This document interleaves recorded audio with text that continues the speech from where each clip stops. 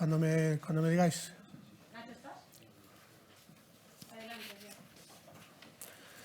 Muy buenos días a todos, bienvenidos a esta sexta jornada de planes de pensiones en España, que este año vamos a centrar en la palanca de la innovación. La innovación, evidentemente, es añadir cosas nuevas a lo que tenemos o modificar algunas de las que tenemos para que pueda crecer el negocio. Con la irrupción de la tecnología en el negocio bancario, la innovación es capital para movilizar la inversión y el ahorro que tanto necesita este país. Quiero dar en primer lugar la bienvenida al ministro de Inclusión, Seguridad Social y Migraciones, señor Escrivá, bienvenido. A los máximos responsables de Ibercaja, a don José Luis Aguirre, que se dirigirá al final de la jornada a nosotros desde Zaragoza por videoconferencia, a don Víctor Iglesias, que lo hará ahora a continuación cuando yo termine, consejero delegado de Ibercaja Banco, y por supuesto al director territorial de Ibercaja, José Morales, y al director de Ibercaja Banco, Rodrigo Galán. Quiero saludar también a todos los participantes en la jornada, a doña Francisca Gómez Jover, que es su directora general de Organización, Estudios y Previsión de la Dirección General de Seguros y Fondos de Pensiones, a doña Pilar González de Frutos, presidenta de UNESPA, que participa habitualmente en esta jornada, como Ángel Martínez Aldama, que también nos acompaña, presidente de Inverco. Después intervendrán también Diego Valero, de Novaster, José Antonio Erce, de Loris, Nacho Torre, director de Estrategia Digital de Ibercaja, que moderará el encuentro entre ellos, y dos personas de la industria de dos fondos muy concretos, José Luis Orós, de Pensumo, y Miquel Perdiguer, de Pension. Quiero contarles que este interesantísimo debate que vamos a tener con mucha gente al otro lado de las pantallas, lo hacemos tradicionalmente de manera presencial. Este año, como todos ustedes saben, es imposible, pero la sala habitualmente estaba abarrotada porque este tema le interesa cada vez más a la gente. Es ya una tradición esta jornada que organizamos en 5 días con el patrocinio de Ibercaja, a la que quiero agradecer otra vez su compromiso con esta materia. Y es verdad que puede parecer una petulancia, pero cada año este evento es más importante y más necesario, porque cada año que pasa las circunstancias nos apremian más a tomar decisiones sobre el futuro de nuestro propio retiro. Y no por el inexcusable hecho de que cada año tenemos un año más, sino porque las circunstancias del sistema público han cambiado, desgraciadamente para peor, por la crisis que se nos ha echado de nuevo encima y porque hasta este año se han planteado algunas soluciones, nada se había hecho para vislumbrar un rumbo reseñable y sostenible del sistema público. También, como cada año, pretendemos con este debate arrojar algo de luz, dar alguna pista que pueda ser útil para quienes toman las decisiones, tanto las grandes decisiones, las que toman los responsables públicos, con cambios normativos, como las pequeñas decisiones de los particulares que tienen que incrementar su nivel de ahorro para la jubilación. Y este año incorporamos, como decía al principio, al debate esa palanca de la innovación, que aunque tenga una connotación puramente tecnológica, es una revolución en la que está inmersa la banca y que a la larga no significa más que hacer algo nuevo o hacer algo diferente para cambiar las cosas. Y la verdad que este año en el horizonte hay algo nuevo, algo diferente sobre previsión social que cambia el escenario actual, y sobre si es mejor o peor, me imagino que se pronunciará cada uno de los participantes en esta jornada. De momento, escucharemos a continuación primero a don Víctor Iglesias y después el señor ministro de Seguridad Social nos explicará precisamente ese instrumento nuevo del que, como digo, arroja algo de luz al debate de pensiones en España. Muchas gracias a todos y bienvenidos. Ministro de Inclusión, Seguridad Social y Migraciones. Director de 5 días. subdirectora general del Ministerio de Asuntos Económicos y Transformación Digital, presidentes de Inverco y de UNESPA, ponentes, señoras y señores. Muy buenos días a todos y muchas gracias por asistir a esta sexta jornada sobre planes de pensiones en España que promovemos conjuntamente 5 días El País e Ibercaja. Lamentablemente, la pandemia ha impedido que podamos celebrar este clásico como nos gustaría, como hemos venido haciéndolo desde 2015, con más de 200 personas presentes en el auditorio en cada una de sus ediciones. A pesar de ello, hemos querido llevar a cabo de nuevo esta emblemática jornada y gracias a la tecnología consideramos incluso que podría llegar a alcanzar una mayor difusión. Muchas gracias, José Antonio, por apostar igualmente vosotros 5 días El País por dar continuidad a esta iniciativa y que también conoces porque has estado vinculado a ella desde su mismo origen. Aprovecho también la ocasión para felicitarte públicamente por tu reciente nombramiento como director de 5 días. En el entorno tan complejo e inédito que nos está tocando vivir, existe un riesgo importante en el que como sociedad avanzada que somos no debemos incurrir. Por supuesto, hemos de atender prioritariamente las múltiples urgencias sanitarias, sociales y económicas del corto plazo, pero no tenemos que olvidar reflexionar sobre aquellas cuestiones estratégicas de política económica que resultan relevantes para el desarrollo del bienestar de nuestro país en un horizonte temporal más amplio. Y la sostenibilidad y el impulso de nuestro Sistema Nacional de Pensiones son sin duda una de esas cuestiones, como así hemos venido poniendo en manifiesto en estas sesiones a lo largo de los últimos 5 años. Para conseguir ese loable objetivo se requieren, a mi juicio, 3 ingredientes fundamentales. Primero, el análisis en profundidad y el diagnóstico certero de los mejores expertos en la materia. Segundo, la sensibilización de la sociedad respecto a este asunto, a través de los medios de comunicación. Y tercero, el diálogo y el consenso político para impulsar las reformas que se consideren necesarias. En este sentido, por cierto, resulta muy esperanzador el reciente acuerdo alcanzado por la mayoría de los partidos con representación parlamentaria en el marco del Pacto de Toledo. En Ibercaja, creemos sinceramente que este tipo de jornadas contribuyen precisamente a sumar en los 3 ámbitos descritos. En las 5 ediciones anteriores hemos abordado diferentes ángulos relativos a las pensiones. Las reformas aplicadas por los distintos gobiernos a lo largo de la democracia, la experiencia internacional comparada con los ejemplos concretos de Gran Bretaña, Alemania y Suecia, la previsión social en la empresa, la perspectiva académica sobre la situación y evolución previsible del sistema público de pensiones, la longevidad como verdadera raíz del desequilibrio del sistema contributivo público. Hoy, en esta sexta jornada, añadimos una óptica distinta, la de la innovación, como palanca a tener en cuenta para dinamizar el ahorro a largo plazo, con la vista puesta en asegurar un adecuado nivel y calidad de vida en la postrera etapa de la jubilación. La industria bancaria, aseguradora y de gestión de activos en España es sin duda una de las más punteras a escala mundial. No en vano, en las décadas pasadas hemos estado siempre a la vanguardia del sector a nivel internacional. Y por ello, estamos convencidos de que entre todos seremos capaces de poner en marcha nuevas soluciones, productos y servicios que contribuyan a incrementar la tasa de ahorro privado a largo plazo de los españoles, con el objetivo de complementar sus ingresos en la etapa de la jubilación. Precisamente esta mañana tendremos oportunidad de conocer 2 ejemplos concretos que ya están en funcionamiento de estas innovaciones en el ámbito del ahorro-jubilación. Como todos los años contamos con un cartel de lujo, que tenemos la gran fortuna de que comience con una conferencia de apertura a cargo del ministro de Inclusión, Seguridad Social y Migraciones, José Luis Escrivá, al que quiero agradecer en nombre de Ibercaja su participación en esta jornada.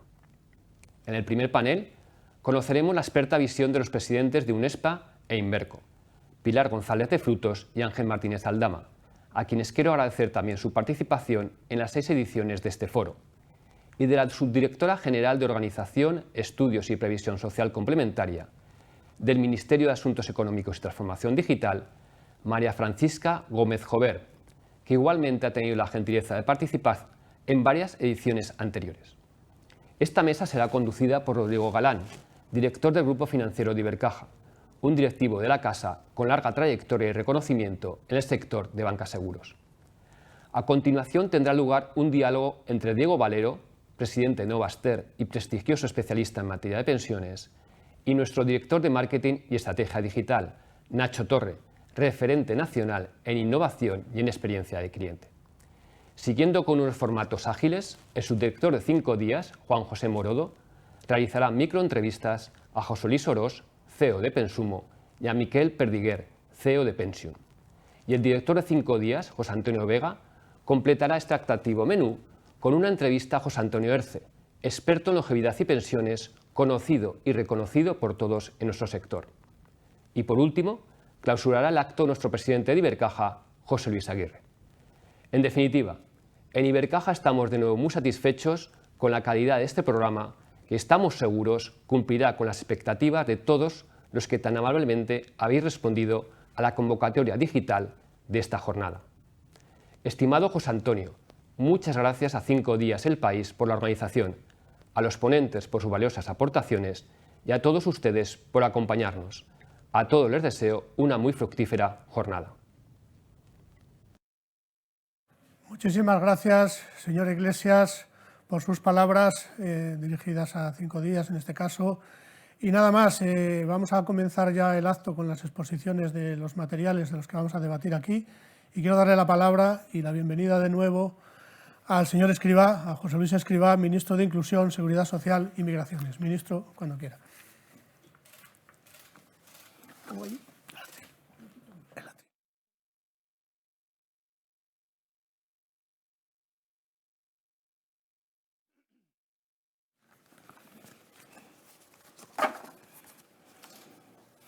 Buenos días a todos.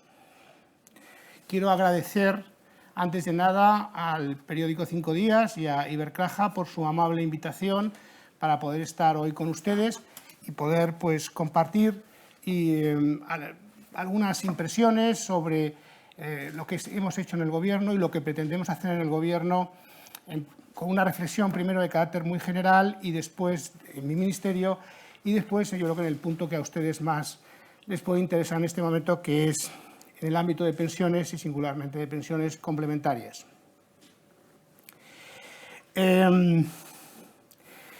Yo cuando comparecí en el Parlamento, justo después de la composición del Gobierno, indiqué que el objetivo de nuestro Ministerio era conseguir 3 grandes acuerdos nacionales. Un acuerdo nacional sobre pensiones, un acuerdo nacional sobre inclusión y un acuerdo nacional sobre migraciones. Bueno, la pandemia posterior trastocó nuestro calendario, tuvimos que cambiar esas prioridades, tuvimos que desarrollar todo un conjunto de batería de medidas para proteger el empleo y la renta de todos aquellos afectados por el COVID. Seguimos haciéndolo, lo seguiremos haciendo hasta que esta situación se levante, y yo creo que hay que tener esperanza de que estemos ya cerca del final con las nuevas noticias que están llegando y que seguirán llegando sobre la vacuna. Pero mientras tanto nosotros seguimos comprometidos con que todos aquellos sectores que siguen siendo afectados por las restricciones administrativas que supone luchar contra la pandemia tengan una cobertura suficiente y una protección de sus rentas. En ese contexto también de la pandemia tuvimos que abordar y desarrollar uno de esos retos, que fue el ingreso mínimo vital, donde conseguimos que se aprobara sin un solo voto en contra en el Congreso de los Diputados, y ahora estamos desarrollando este sistema de protección de rentas más estructural para los más vulnerables. Respecto al segundo reto, el reto de pensiones, que pasó a ser el segundo, en cuanto el Parlamento normalizó su situación, el Pacto de Toledo empezó sus trabajos, tomando como punto de partida los trabajos anteriores.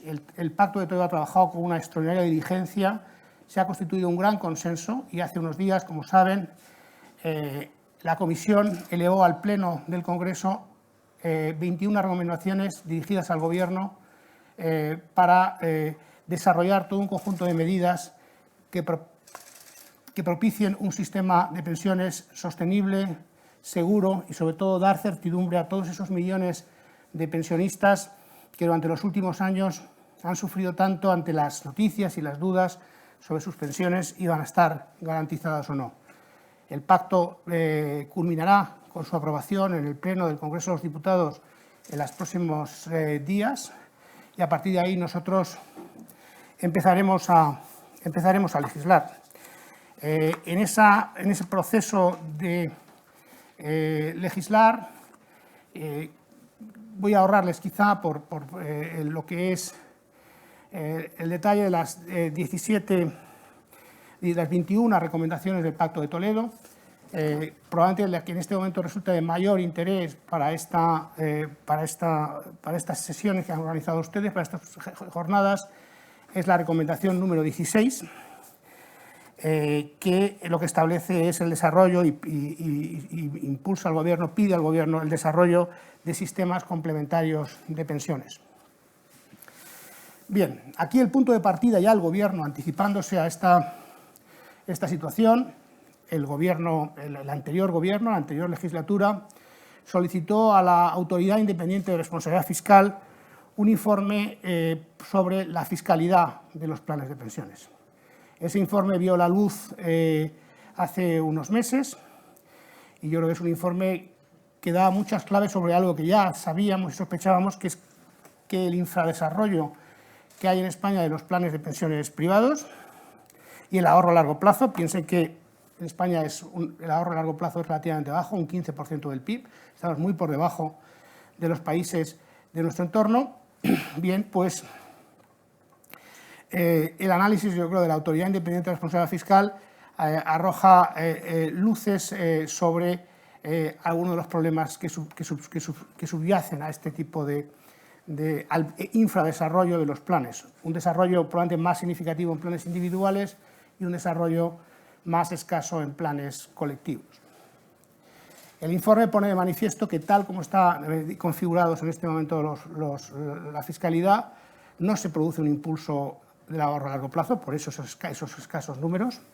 También constata que se concentra, digamos, los beneficiarios de los planes se concentran las aportaciones en las rentas más altas, probablemente con un objetivo fundamental de arbitraje entre marginales del impuesto sobre la renta actuales y futuros.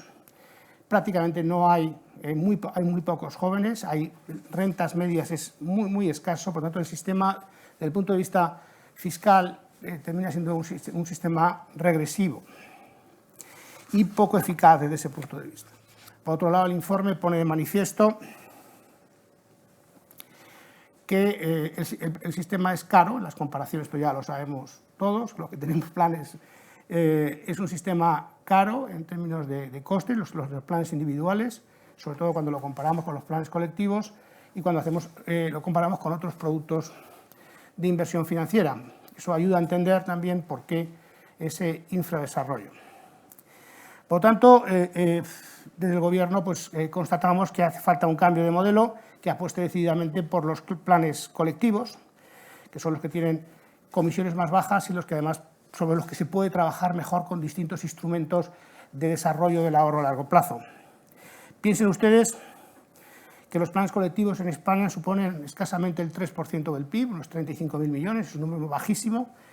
Piensen ustedes que en países como Bélgica, Francia, Alemania, 1 de cada 2 trabajadores está en un plan colectivo, en España es 1 de cada 6, es un número bajísimo y por lo tanto tenemos un infradesarrollo que queremos trabajar. Nosotros tenemos 4 retos aquí. Queremos extender la cobertura de los planes de pensiones colectivos a más de la mitad de la población ocupada. Eso supone multiplicar por 3 o 4 la cuota de penetración que tienen estos planes en este momento. Y sobre todo queremos llegar a aquellos que en este momento prácticamente se está llegando, que son las pymes y los autónomos y también los empleados públicos en las distintas administraciones. Queremos, tercer reto, que los costes sean realmente ajustados en beneficio de los ciudadanos. Y yo creo que vamos a generalizar las ventajas fiscales y la simplicidad operativa. Esto va a llevar a cabo cambios normativos en los próximos meses en el ámbito de los planes de pensiones y, como saben ya, y queremos sobre todo, antes de nada, que llegue a los jóvenes, para que aquellos que se jubilen más allá del 2050 tengan verdaderamente un sistema complementario al público realmente potente y que cumpla sus funciones, digamos, de ahorro a largo plazo en el periodo de jubilación. Nosotros, en el proyecto de presupuestos generales del Estado ya hemos dado algún paso en esa dirección, bueno, hemos dado pasos importantes en esa dirección, ampliando la declaración de planes de pensiones colectivos hasta 10.000 euros por persona, por trabajador, y en la disposición, si no mal recuerdo, adicional cuarta,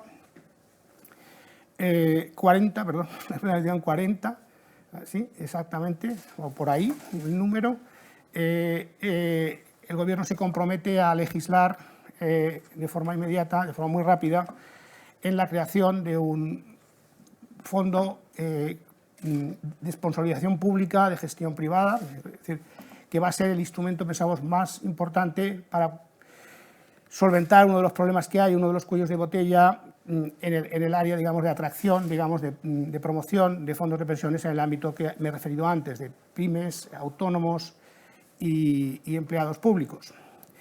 Hay que tener en cuenta que la escasa desarrollo de planes en el ámbito de PYME pues tiene fundamentalmente una razón comercial.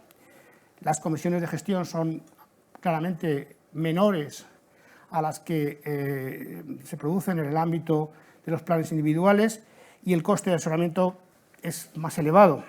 Por ello, desde un punto de vista comercial, los propios prescriptores bancarios o aseguradores pues tienden a focalizarse en otros productos para alcanzar sus objetivos de venta y los márgenes que tienen establecidos, y eso hace que no se focalicen, y esto lo tenemos bien analizado, en las pymes, por no hablar de autónomos que ni siquiera tienen una opción clara en este momento, una opción clara que no sean los planes individuales y por lo tanto productos mucho más caros. Este es el objetivo que tenemos y por lo tanto vamos a promover este fondo. Crearemos un fondo de pensiones de promoción pública que tenga grandes economías de escala, que sea una opción fácil por defecto para los nuevos planes, y vamos a facilitar gradualmente que cada trabajador, desde que comienza a trabajar en una empresa o en la administración, tenga adscripción automática a un plan de pensiones para que pueda ahorrar de forma sencilla y con ventajas y con la gestión digital que pueden ofrecer las nuevas tecnologías. Queremos que realmente aprendamos de todo lo que hemos visto que ha funcionado y funciona, a empujar que el ahorro colectivo se desarrolle en aquellos colectivos que por su situación, pequeñas empresas, autónomos, trabajadores en el sector público, pues no han tenido un acceso hasta ahora ni se lo hemos puesto fácil entre ninguno de nosotros. La idea es ponérselo entre todos fácil para que haya una oferta competitiva de gestión privada que sea amplia, accesible y barata. Y vamos a estar atentos a todas las innovaciones, muchas, me parece que por lo que he visto en el programa, muy interesantes a discutir hoy. Por ejemplo, favorecer el ahorro fácil vinculado al consumo. Yo creo que este es instrumentos muy interesantes que nos pueden dar nuevas opciones y que tenemos que ver cómo integrar en nuestro marco. Y yo ya, por no extenderme más, simplemente terminar diciéndoles que los planes complementarios en España, con la excepción del País Vasco, no olvidemos que el País Vasco sí tiene una gran tradición y un gran desarrollo en este sentido, pero con la excepción del País Vasco, es una asignatura pendiente. Nosotros hemos identificado que esto, creo que habemos identificado dónde está el problema con los estudios que hemos hecho y vamos a empezar a legislar. El proyecto de presupuestos general del Estado ya contiene las disposiciones de arranque y los compromisos, y en los próximos meses podremos entre todos discutir y ver los detalles de cómo vamos a generar esa promoción de planes complementarios, que yo creo que es algo tan necesario y tan importante en España para desarrollar a largo plazo y que al llegar a la edad de jubilación existan complementos significativos, siempre teniendo en cuenta que el ancla de nuestro sistema no puede ser otra forma, es el sistema público de pensiones. Muchas gracias.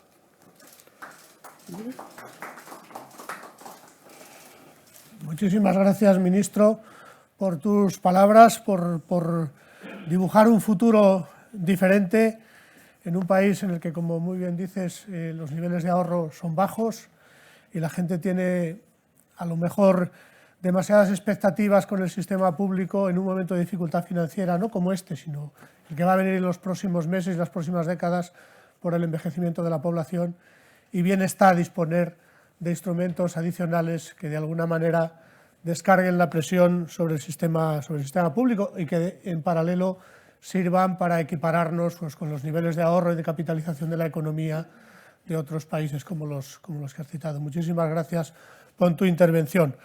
A continuación, en la primera mesa, voy a invitar a subir aquí al estrado, al plató, a los intervinientes. Vamos a ver la visión de la innovación desde la industria y los reguladores. En primer lugar, me gustaría llamar a Pilar González de Frutos, que es presidenta de UNESPA, que tradicionalmente interviene en este tipo de jornadas. Pilar, asiento, buenos días. Ángel Martínez Aldama, presidente de Inverco,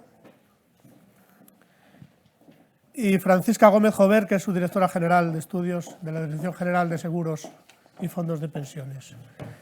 Y va a moderar el debate, como otros años hace también en este tipo de mesas redondas, Rodrigo Galán, que es director del Grupo Financiero de Ibercaja. Rodrigo, adelante. Muchas gracias a vosotros.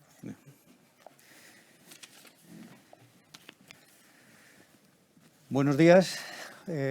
Muchísimas gracias una vez más a el diario 5 Días, El País, por la organización de estas jornadas que ya se han convertido en un clásico. Muchísimas gracias al señor ministro, señor Escrivá, porque yo creo que sus palabras de hoy son el pistoletazo de salida del desarrollo de la previsión social complementaria en nuestro país. Lo venimos esperando hace mucho tiempo y todos confiamos en que efectivamente este nuevo modelo, el modelo Escrivá, sea el que definitivamente ponga un punto de partida para este desarrollo tan necesario para el país. Muchísimas gracias a los componentes de la mesa. No necesitan presentación, han sido presentados, pero muchísimas gracias Pilar, Ángel, Francisca. Yo creo que coincidís conmigo en que posiblemente estemos en un momento especialmente interesante en los últimos años, lo que es el debate sobre el modelo de pensiones de nuestro país, ¿no? Hace unas semanas la IREF, como citaba el ministro, hizo su análisis, su estudio sobre efectivamente la problemática que puede surgir en la seguridad social, la financiación, debido fundamentalmente a la longevidad, a la evolución de la longevidad, y ponía de manifiesto la necesidad seguramente de incluir algunas medidas en el propio modelo, en el pilar 1, el pilar público, referido pues a la ampliación de los años de cotización, el acercamiento de la edad de jubilación a la edad real, a la edad legal, y desde luego un cambio en la fiscalidad. Vertía críticas realmente fuertes hacia el tercer pilar y desde luego apostaba por un impulso del segundo pilar, las empresas. Lógicamente el Ministerio se hizo eco y asumió ante el Pacto de Toledo, la Comisión del Pacto de Toledo, esas circunstancias, y de forma racional, de forma normal en esta evolución, pues los presupuestos generales del Estado recogen esa serie de iniciativas que ha puesto de manifiesto el ministro hace unos momentos. Por otra parte, sin embargo, la Comisión Europea está impulsando algún modelo de previsión social del tercer pilar, los llamados planes paneuropeo de pensiones, con una instancia a los países de que le otorguen una excelente o la mejor fiscalidad de entre todos los modelos que tengan de fiscalidad. Todo esto es un bonito panorama, pienso que es un buen telón de fondo para todo este debate. Esperemos que todas estas medidas, primer, segundo, tercer pilar, estén sincronizadas en el tiempo y especialmente en intensidad, para que no se produzcan asincronías y no haya una problemática. Y desde luego, con este telón de fondo, yo quisiera haceros un par de preguntas. Es el tiempo que tenemos aproximadamente. La segunda de ellas debe ser, preferiría que fuese común para todos los tres.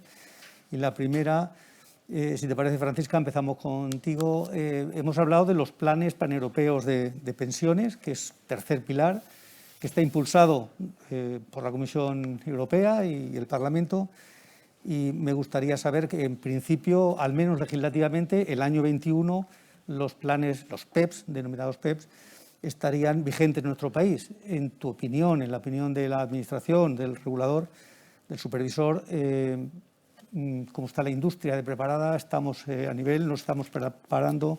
¿Qué pasos crees tú o ves que podemos ir dando en este ámbito? Francisca.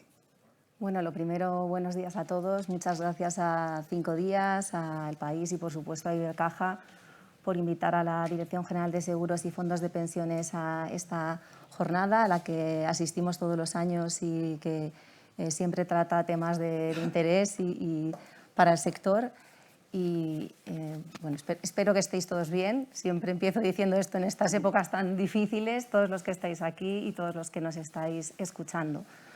Con respecto a la pregunta que me haces, Rodrigo, de los PEPs, son, como tú muy bien has dicho, un tipo de planes que podíamos asimilar al sistema individual, ¿vale? No son planes de empleo, son planes de jubilación, y el propio reglamento que aprueba este tipo de productos, que es el reglamento de 2019, establece que son, pues eso, planes de jubilación para garantizar el ahorro a largo plazo, y como se señala, por ejemplo, en alguno de los considerandos del propio reglamento, deberían ser sencillos, asequibles, portables y ser, en todo caso, complementarios al resto de sistemas que tienen los Estados miembros. Por lo tanto, pues la industria tendrá, cumpliendo siempre la normativa, que intentar adaptarse a esos requisitos que los propios considerandos, como digo, del reglamento ya vienen establecidos, de sencillez, asequibilidad, portabilidad, etcétera. ¿En qué momento legislativo nos encontramos?, me preguntabas. Bueno, se aprueba el reglamento en el año 2019 y la Comisión Europea le solicita a EIOPA, que es la Autoridad de Supervisión de Seguros y de Fondos de Pensiones de Empleo, un consejo sobre el desarrollo de los RTS y las ITS que van a desarrollar esta normativa.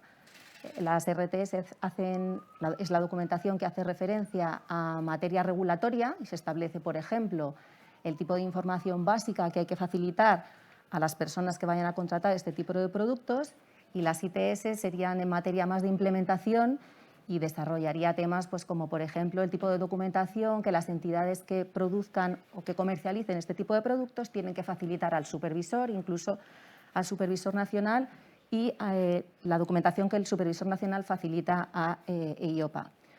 Como te digo, la Comisión Europea solicita un consejo, como hace otras veces, a EIOPA sobre los borradores que ha planteado tanto de RTS como de ITS, y en el mes de agosto la autoridad supervisora le ofreció ese consejo a la Comisión Europea. ¿En qué fase estamos ahora? Como te digo, ya se ha facilitado ese consejo y ahora la Comisión Europea tendrá la obligación de desarrollar los borradores o documentos finales sobre estos dos tipos de normativas, las RTS y las ITS. Una vez que estén elaborados, tendrá que facilitárselos al Parlamento y al Consejo. El Parlamento y el Consejo pues, efectuará las enmiendas o según se legisle de una forma u otra que considere oportunas, y en ese caso se publicarán por fin en el Diario Oficial de la Unión Europea los documentos finales, y a partir de ahí tendremos 12 meses para que entren en vigor. Luego, como mínimo, hasta finales del año 21 no estará en marcha o no estará vigente la normativa que regulará este tipo de instrumentos. Muy bien, muchas gracias por tu concisión, brevedad, pero me quedo con la idea de que, aunque sea a finales del 21, legislativamente al menos estará en vigor la posibilidad de comercializar en nuestro país los planes de pensiones paneuropeos.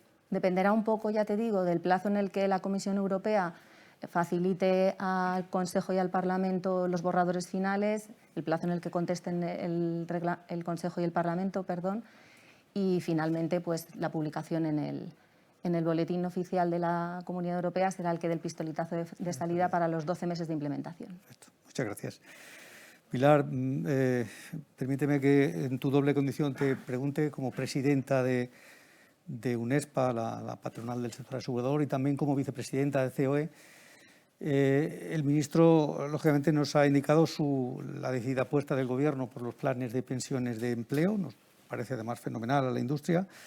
En tu opinión, en esa doble condición, ¿ves la economía española, los empresarios, con capacidad en esta hora COVID y post-COVID de poder establecer acuerdos, planes de aportaciones semi-obligatorias a los planes de empleo. Ya sabes que incluso el Banco de España, Óscar Arce, el director de estudios, pues ha manifestado ciertas dificultades en su entendimiento en la promoción en estos próximos años.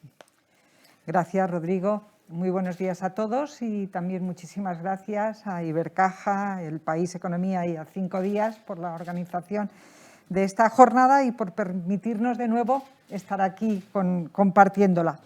Yo respeto muchísimo el criterio del director de estudios del Banco de España, Óscar Arce, buen amigo, que siempre hace análisis muy profesionales, muy adecuados, pero la experiencia nos demuestra que las sucesivas reformas de los sistemas de pensiones de nuestro entorno, la reforma Reder en Alemania, la italiana, las reformas holandesas, en fin, todas ellas, al final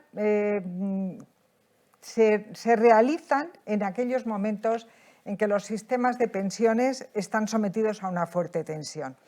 En épocas de bonanza, en aquellas en las que crece el empleo, mejora la productividad, etcétera, los sistemas de pensiones ni se reforman ni se refuerzan. Se hacen siempre en aquellos momentos en los que están sometidos a presiones financieras enormes como lo que ocurre en este momento.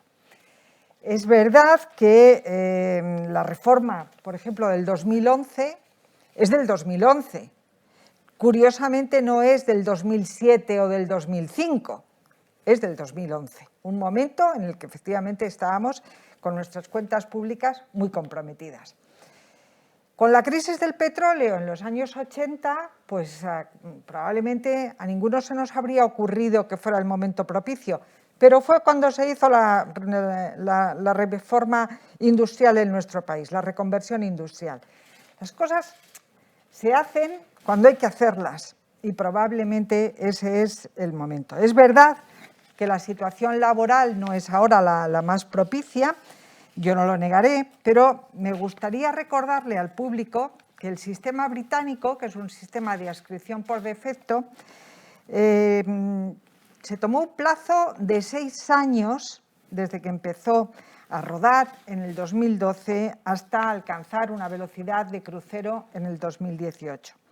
Comenzó con las empresas más grandes, muchas de las cuales la verdad es que en todo o en parte lo que hicieron fue movilizar reservas que ya tenían constituidas y trasladarlas al nuevo sistema y después ya fueron incrementando y se fue desplegando por distintas capas del mundo empresarial hasta llegar a abarcar a las pymes y a las micropymes y a los autónomos, ¿no? Yo creo que a la vista de todo esto lo que tendremos que ser es tal vez menos ambiciosos, ¿no? Empezar con un poquito, pero probablemente es el momento de empezar. Yo creo en la responsabilidad de nuestros representantes políticos y de los responsables sociales. Creo que está en ellos el adoptar una posición de liderazgo y dirigir un proceso que yo estoy convencida que ellos mismos saben que es necesario y positivo. Muy bien, Pilar, muchísimas gracias. Como siempre, más claro no puede ser tu expresión. Nunca es tarde si la dicha es buena. Permitirme que lo resuma así. En tu opinión es buen momento para iniciarlo, acompasarlo lógicamente y amoldarlo, adaptarlo o modularlo en función de las circunstancias. Exacto. Como por otra parte hicieron en el modelo que parece que se va, en el sistema que parece que se toma de modelo, que es el modelo inglés del soft compulsion o auto-enrollment. Muy bien, el año 12 hasta el año 18 Exacto. fue el periodo de maduración. Muchísimas gracias. Ángel, tengo que hacerte una pregunta sobre el tercer pilar, porque la IREF, cuando hizo su estudio, su análisis, las críticas que hacía a la fiscalidad del tercer pilar fueron profundas. Es decir, hay una gran profundidad de críticas, tildando de regresiva esa fiscalidad y que había ayudado francamente poco a su desarrollo. Pues te quiero preguntar directamente, también con la franqueza que te caracteriza, ¿tú crees que la fiscalidad que actualmente tenemos en el tercer pilar es tan regresiva como dice la IREF? Buenos días. En primer lugar, por supuesto, agradecer a 5 Días y El País Economía y, por supuesto, a Ibercaja por la celebración de estas jornadas. Vamos por la sexta y esperamos que podamos cumplir muchas más, hablando no solo del sistema de empleo, sino también del individual, porque no hay que olvidar que el modelo en el que se instauran las democracias de previsión social es de 3 pilares. Uno de reparto, otro profesional de capitalización a través de las empresas y un tercero de capitalización a través de las decisiones de los individuos. 3 pilares que son absolutamente complementarios y para nada son sustitutivos. En relación con el tema de la AIREF, yo creo que es que lo que hay que leerse es todo el informe de la AIREF, porque la AIREF habla de muchas cosas. En primer lugar, habla que el coste fiscal que establece la agencia tributaria de 1.600 millones lo reduce a 450 la AIREF, de los cuales gran parte es por un beneficio que está ya en extinción, que es por la reducción del 40% cuando se cobra en forma de capital. Por lo tanto, estamos hablando de un coste cercano a cero, lamentablemente, porque hay tantas aportaciones como prestaciones. Ojalá tuviéramos un beneficio fiscal, que en todo caso la propia AIREF no dice que sea un beneficio fiscal, sino que es un diferimiento fiscal, porque lo que hoy te ahorras, mañana lo pagas y además con creces, porque pagas también sobre los rendimientos. Es otro de los puntos que la AIREF también menciona, por cierto, y es que la fiscalidad de las prestaciones son del marginal máximo del 45%, cuando deberían ser del 23%, como es en el caso de los fondos de inversión. Pero también dice otras muchas cosas. Es que falta una educación financiera, que no hay información sobre la pensión estimada. También habla de la falta de estabilidad normativa en un producto de ahorro a largo plazo, como es el de planes de pensiones, y también dice otra cosa, que este incentivo beneficia más a las clases medias y a las clases bajas y no tanto a las clases altas. Entonces, poniendo en contexto todo lo de la AIREF y volviendo a tu pregunta, el sistema fiscal o el beneficio fiscal, cualquier beneficio fiscal es regresivo por una sencilla razón, porque hay una progresividad en la tarifa. Entonces, si hay progresividad en la tarifa y hacemos una reducción en la tarifa, tiene que ser regresivo, pero no solo las aportaciones son regresivas. Cuando uno paga en el momento de la jubilación, también entonces es regresivo el pago, porque también pagas al marginal. Por lo tanto, deberíamos hacer una tabla donde digamos cuánto se gasta la agencia tributaria o la Hacienda en las entradas, en las aportaciones y también en las salidas.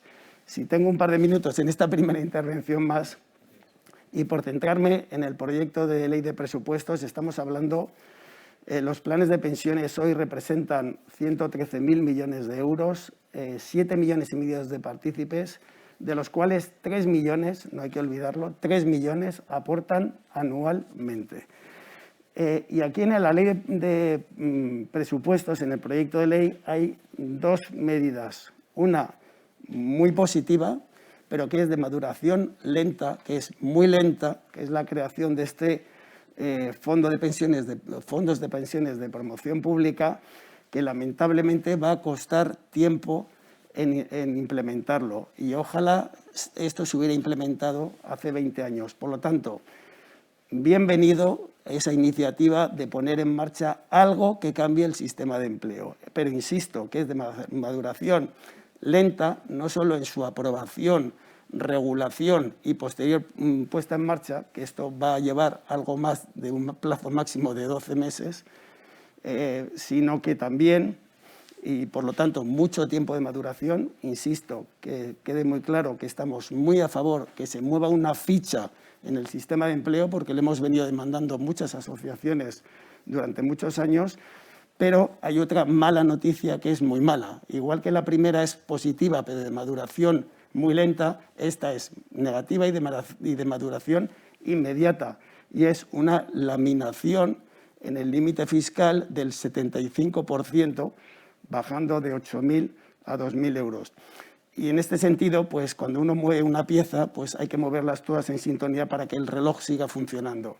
Y lo que nos tiene que importar es que la previsión social tiene que seguir existiendo, y mientras no haya un sustrato que ya sea la palanca del Fondo de Promoción Pública, ya sea mayores incentivos fiscales a las empresas a las que se les ha eliminado desde el año 2006 hasta el año 2013 2 beneficios importantísimos, pues vemos que en este escenario de crisis económica va a ser muy difícil que haya esa transferencia desde el tercer pilar, como se comenta, hacia el segundo pilar. Ojalá exista esa transferencia progresiva, como se nos ha anunciado, y no drástica e inmediata, como la que se propone en el proyecto de ley. De ahí que esa bajada o esa graduación en la bajada del límite al tercer pilar deba hacerse gradual, progresiva y acompasada al desarrollo de ese fondo de promoción pública, a esas medidas fiscales que necesitan las empresas, que sin ellas hoy no van a implementar ningún plan de pensiones y, por lo tanto, no deje a dos cohortes de españoles sin ese beneficio fiscal en el tercer pilar, especialmente autónomos, para que puedan tener un desarrollo y en su previsión social. Esto no es un impuesto de ricos, solo el 6% de los que ahorran en planes de pensiones declaran más de 90.000 euros y si nos parece alta esa cifra, pues solo el 10%, no el 6%, solo el 10% de los que ganan más de 70.000 euros aportan a planes de pensiones. Por lo tanto, esto no es un producto de ricos, es un producto popular y muy popular.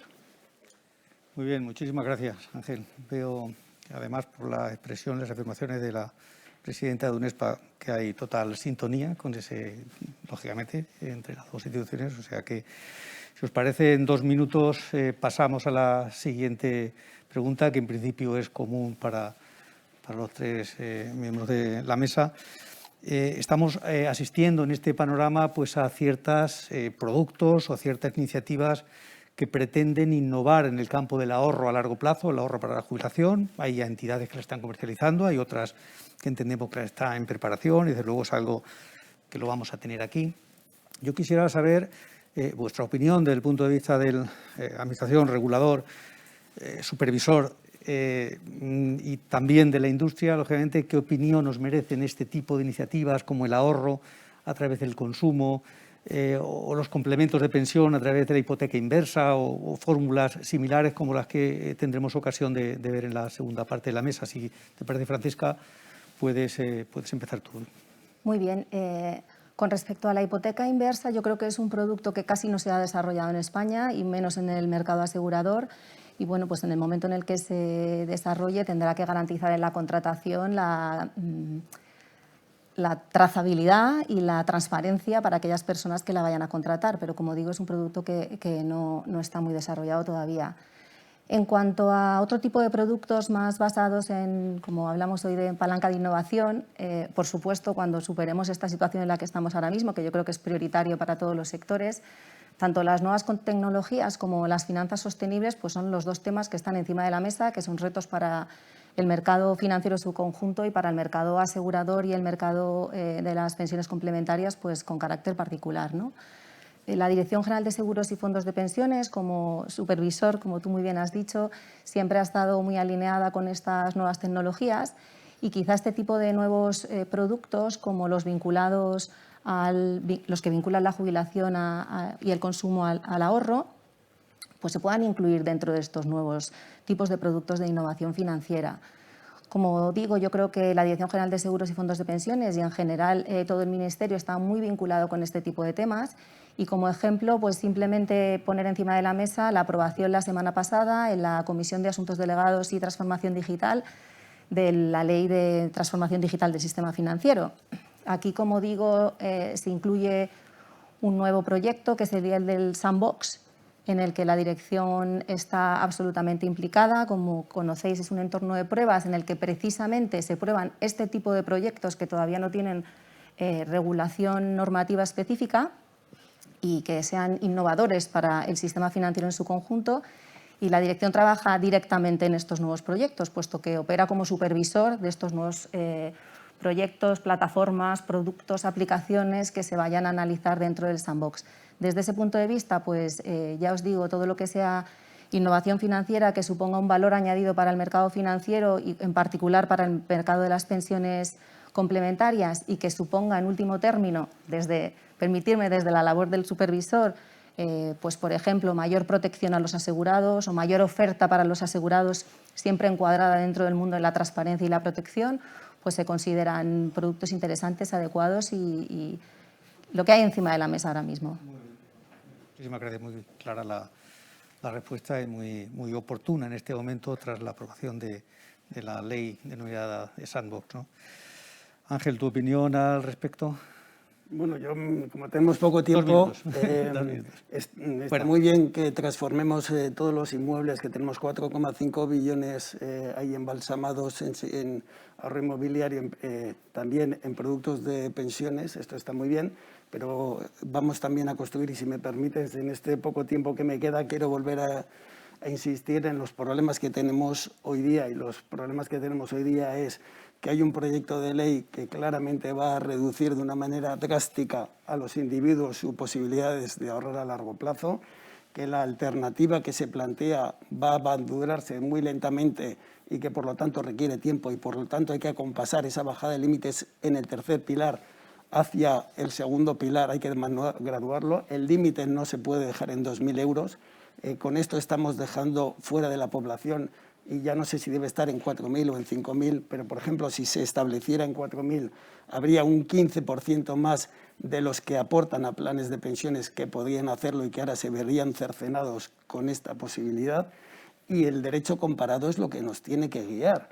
Por un lado, la iniciativa que habéis comentado de PEP, donde, por cierto, el límite a las comisiones en el PEP se establece en el 1% para el PEP básico, para los demás no hay límite de comisión, y eso sin incluir las garantías. Por lo tanto, si comparamos esa referencia o ese benchmark internacional que tenemos en el sistema individual del 1% que establece la Comisión Europea en el PEP con lo que actualmente están pagándose en conceptos de comisión de gestión, administración y prestaciones en el sistema individual, que es el 1,06, que son los últimos datos publicados por la DGSFP, creo que estamos hablando que es bastante comparable el nivel de gastos. Evidentemente siempre hay margen para la bajada, pero esa referencia la tenemos.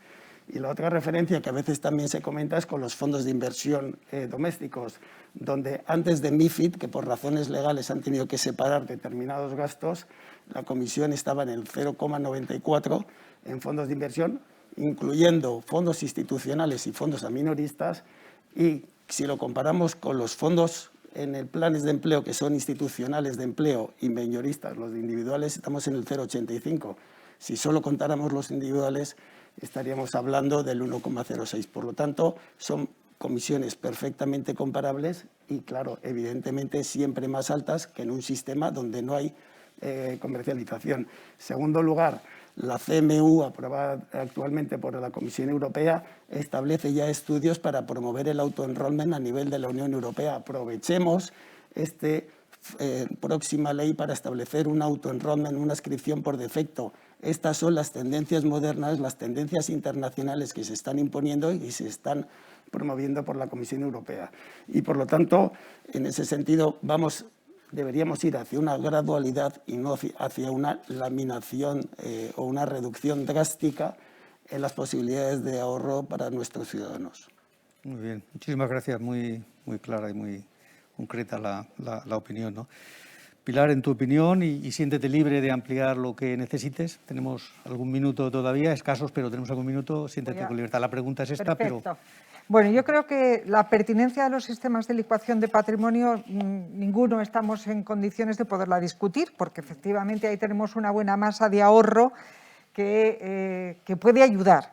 Pero desde el punto de vista técnico, yo claramente soy partidaria de sistemas de ahorro sistemáticos y con garantía. Es verdad que el desarrollo de sistemas de ahorro sistemático pues van a requerir, como decía Ángel, de un periodo de desarrollo no menos de 5, 10, 15, 20 años.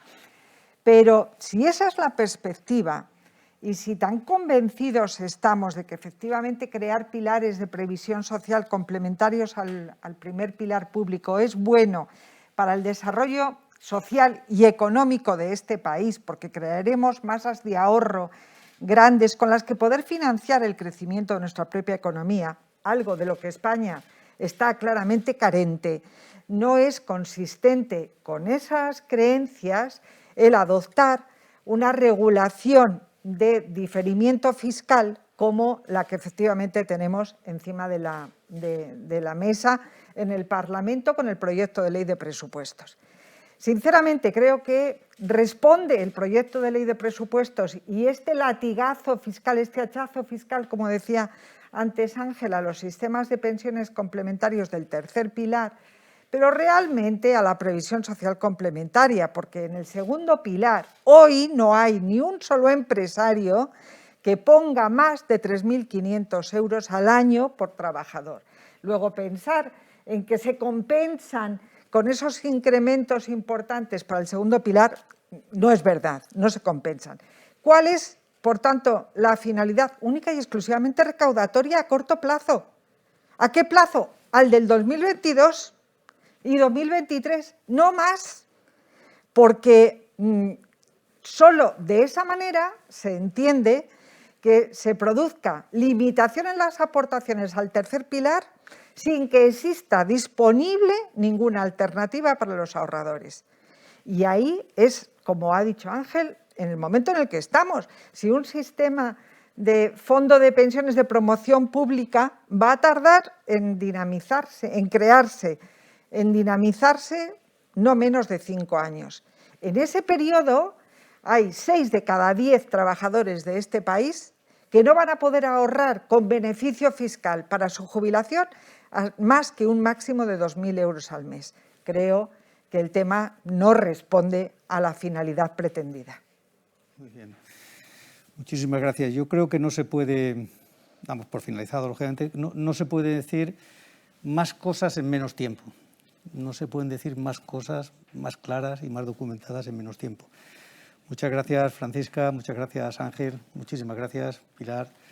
Gracias una vez más por vuestra valiosa participación en esta jornada y os emplazo, quizá con un poquitín de tiempo, para el año que viene, si es posible, sin mascarillas y en presencia y con mucho público. Muchas gracias. Estaremos encantados. Gracias. Muchas gracias.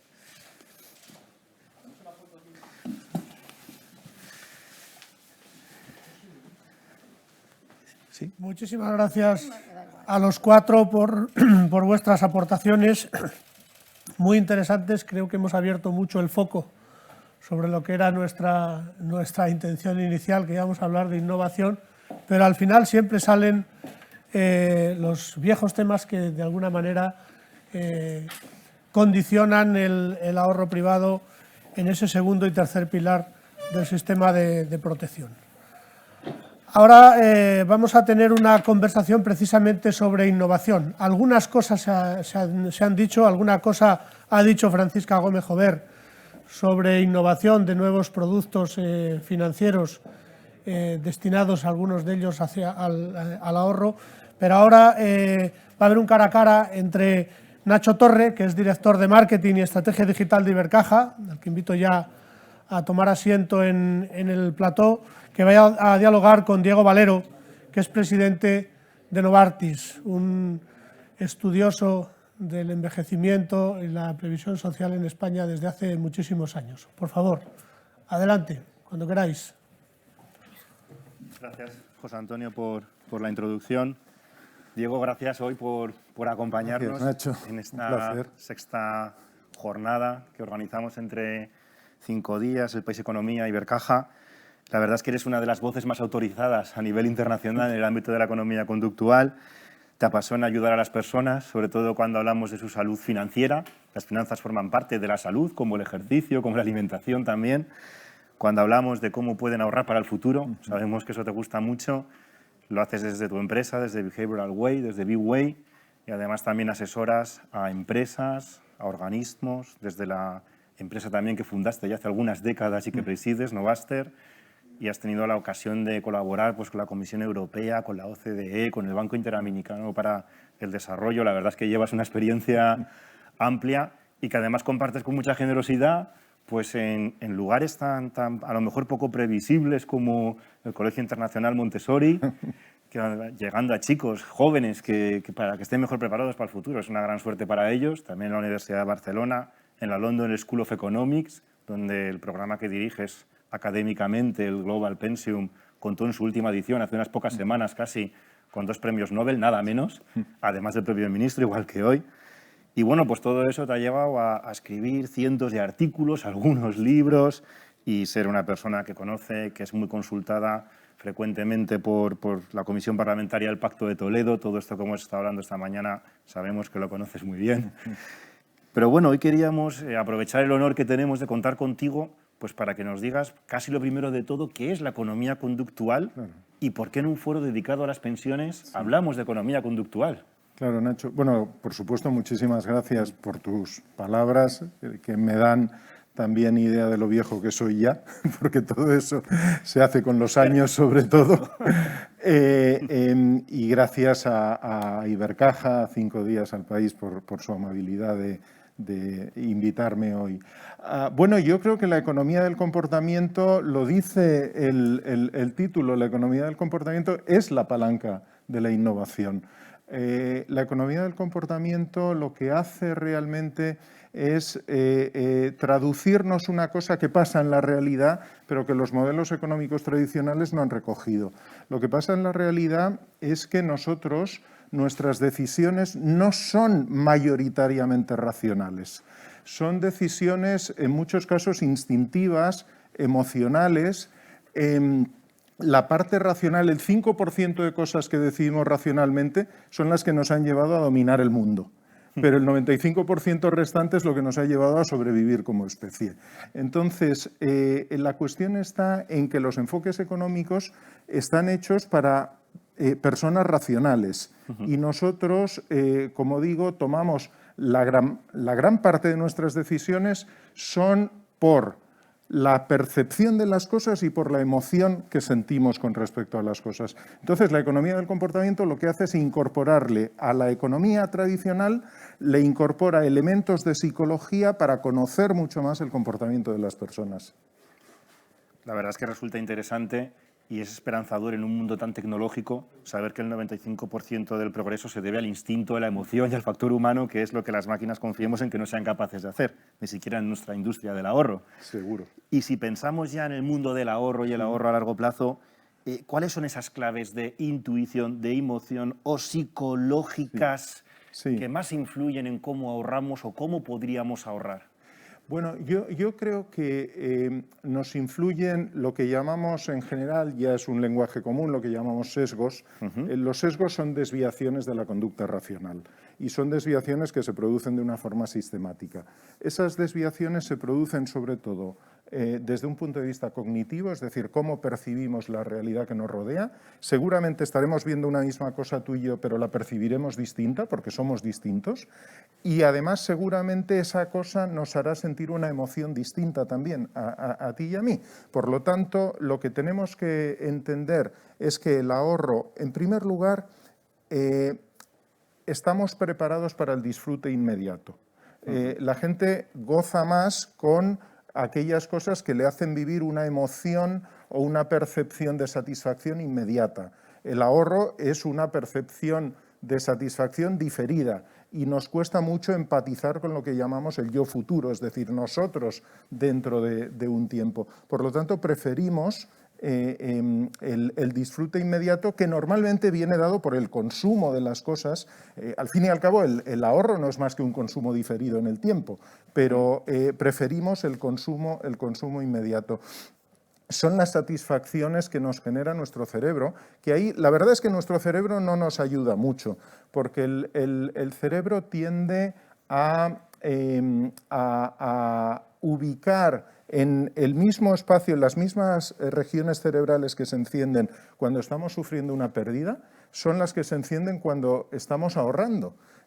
¿Por qué? Pues porque asumimos el ahorro como una pérdida. Entonces, lo que tenemos que hacer es tangibilizar mucho el ahorro, de alguna forma disimular eso ante nuestro cerebro, para que el ahorro primero sea fácil.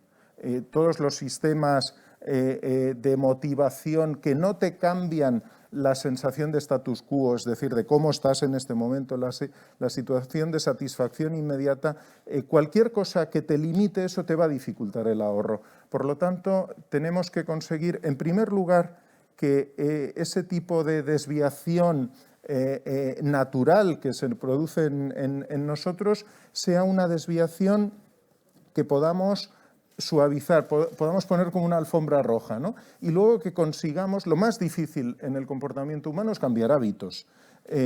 Cambiar un hábito de no ahorrar a un hábito de ahorrar es muy difícil. Lo que necesitamos es, una vez que lo conseguimos, y para eso tenemos que buscar también lo que en Design Thinking llaman el momento wow, el momento ajá, buscar ese momento adecuado para hacer que podamos intervenir en el hábito para cambiar el hábito hacia un hábito de ahorro, porque una vez hemos conseguido ese hábito de ahorro, normalmente la gente sigue ahorrando.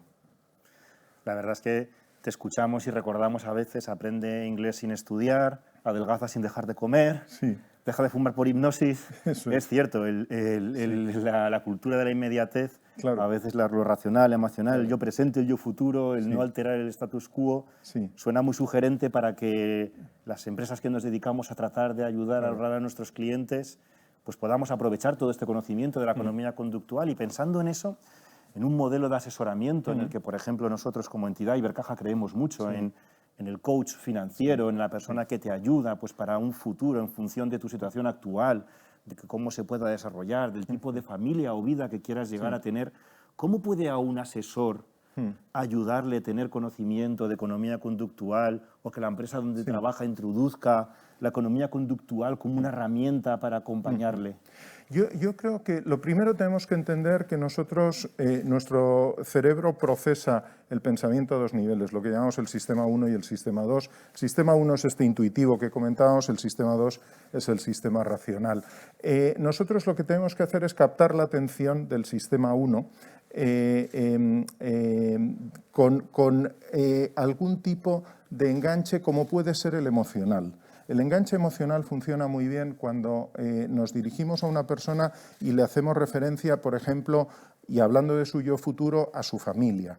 El entorno familiar es algo que engancha mucho. Entonces, lo que tenemos que hacer es trabajar mucho, tú lo decías al principio, trabajar mucho en la salud financiera. La salud financiera, al igual que la salud física, que la salud mental, tiene su propio doctor y el doctor para la salud financiera es el asesor conductual, es el coach. Es quien tiene la capacidad de saber derivar la atención hacia lo importante para que la persona entre en sistema 2 y pueda en ese momento analizar su futuro, reflexionar sobre su futuro y ayudarle. Para esa segunda parte, para este sistema 2, sobre todo es la educación financiera, bien explicada, bien llevada de una forma sencilla, lo que el coach, lo que el asesor conductual puede hacer para ayudar. Porque si se entra en el sistema 2 y se establecen esos hábitos que comentaba, eso ayuda muchísimo. Pero sobre todo trabajar la salud financiera a los dos niveles de pensamiento. Yo creo que sería bueno que tocáramos el tema estrella de lo que está siendo la mañana, claro. Esa declaración del ministro, esa voluntad de tener un gran fondo en el que, bueno, pues el estilo vasco, donde sí que hemos visto que en esa comunidad les funciona muy bien, esa contribución de la empresa, esa contribución individual complementando la de la empresa. ¿Puede ahí también la economía conductual ayudar a que el empleado decida complementar esa parte de la empresa, porque sabemos que puede llevar un tiempo, cómo te adscribes, si decides estar, no estar? La gente joven ve el suyo futuro muy lejos. ¿Y en quién recae? ¿Recae en el Estado, recae en la empresa, recae en el particular? ¿Cómo ves que la economía conductual puede apoyar eso? Totalmente. Lo que propone el Gobierno en lo que conocemos de lo que propone, tiene una gran base en lo que es el sistema británico de pensiones, el llamado NEST, que no se llama NEST. El sistema es un sistema de afiliación por defecto. El NEST es uno de los gestores, de los trustees del sistema. Pero bueno, le hemos llamado NEST todos y así puede seguir. Y ese sistema NEST está basado a su vez, porque fue asesorado por el premio Nobel Richard Thaler y Shlomo Ben-Artzi, que ellos crearon a finales de los 90, crearon en Estados Unidos un sistema de pensiones 100% conductual que se llama Save More Tomorrow. Este sistema que crearon ya hace 20 y tantos años es un sistema enormemente exitoso que utiliza todo lo que hemos aprendido de la economía del comportamiento lo aplica al desarrollo del sistema de pensiones. La afiliación por defecto. Lo que tenemos absolutamente comprobado es que una vez estás dentro, la mayor parte de la gente no sale. ¿Por qué? Pues porque existe una cosa también que llamamos norma social, que es a todos nos gusta, somos animales de sociedad, vivimos en sociedad, a todos nos gusta tener un referente común. Ese referente común, que si me permites meto una cuña que no tiene nada que ver con esto, pero antes cuando venía para aquí lo estaba viendo no sé dónde, creo que con el tema de la pandemia estamos hablando de algo que es distancia social y yo creo que es un gran error. Tendríamos que hablar de distancia física, lo que necesitamos es proximidad social. La distancia física, pero la proximidad social. ¿Por qué? Porque vivimos en sociedad y porque nos importa mucho lo que hacen. En esta sala, si estuviera llena de papeles en el suelo, a ti no te importaría a lo mejor tirar ese papel cuando nos vamos. Pero como está impoluta, y tú eres una persona además absolutamente correcta, no lo vas a tirar al suelo. Pero nos importa mucho el entorno.